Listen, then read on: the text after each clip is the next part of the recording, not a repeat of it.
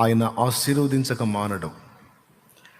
ఏ కొంచెం నమ్మకంగా ఉన్నా ఆ నమ్మకాన్ని బట్టి బ్లెస్ చేయక మానడం. ఏ కొంచెం ఆయన్ని గణపరిచినా ఆయనకు బలహీనత ఉంది. ఆయన్ని గణపరిచారంటే వాళ్ళని గణపరచకుండా నిద్రపోడు. స్తోత్రం.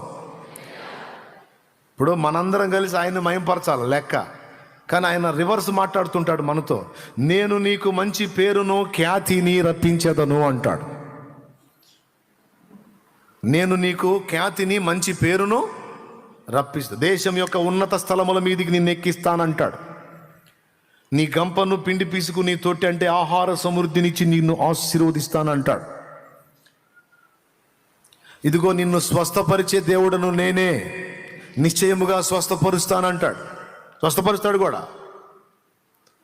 ఏ కొంచెం నువ్వు నమ్మకంగా కనపడినా, ఏ కొంచెం కృతజ్ఞత చూపించినా, ఏ కొంచెం ఘనపరిచినా తిరిగి నీకు బదులివ్వకుండా ఊరుకోడు.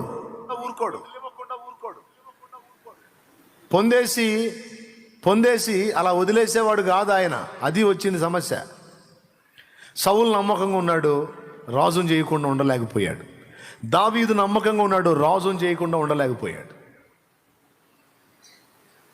ఏమర్థమైంది ఇప్పుడు మీకు? దేవునికి నమ్మకంగా ఉన్నట్లయితే ఇప్పుడు కాకపోతే ఇంకా 10 రోజులకైనా సరే ఖచ్చితంగా ఆశీర్వదించి తీరుతాడు. అంతే, కన్ఫామ్గా జరిగిద్ది. ఇందులో పక్షపాతం ఏమి లేదు. మళ్ళా తన ఎడల భయభక్తులు నిలిపి, తనకు విధేయత చూపి, తనను ప్రేమించే వారందరినీ కూడా ఆయన ఆస్తికర్తలుగా చేస్తాడు నిశ్చయంగా. అబ్రహామును అన్ని విషయాలు ఆశీర్వదించను అని ఉంది. అన్ని విషయాలంటే స్పిరిచువల్గాను, సంతానపరంగాను, భౌతికంగా కూడా. ఉండటానికి, తినటానికి సమృద్ధినిచ్చాడు. దాసదాసి జనాంగం ఇచ్చాడు. ఇంట పుట్టి అలవర్చబడిన వాళ్ళే 318 మంది యోధులు ఉన్నారు. అంటే ఒక మినీ సైన్యాన్ని రన్ చేస్తున్నాడు ఆయన. ఒక రాజుకు తగినంత ఐశ్వర్యవంతునిగా హేతుకుమారులు ఏం మాట్లాడారు? మా మధ్యన నీవు మహారాజువై ఉన్నావు అన్నారు అబ్రహాముని.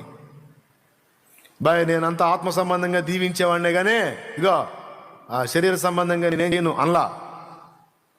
ఆత్మ సంబంధంగా దీవించాడు, శరీర సంబంధంగా కావలసినవి కూడా ఇచ్చాడా? ఇలేదా? ఖచ్చితంగా ఇస్తాడు. మళ్ళీ చెబుతున్నా అందరికీ ఒక్కసారి సోదరి సోదరుని కూడా చెప్తున్నా, నువ్వు ఎన్ని రకాల ఇరకాట్లో, ఎంత ప్రెజర్లో, ఎంత ఒత్తిడిలో, ఎంత వేరంలో ఉన్నా వాటన్నిటి నుంచి నిశ్చయముగా దేవుడు విడిపిస్తాడు. నిన్ను ఆశీర్వదించేది ఖాయం.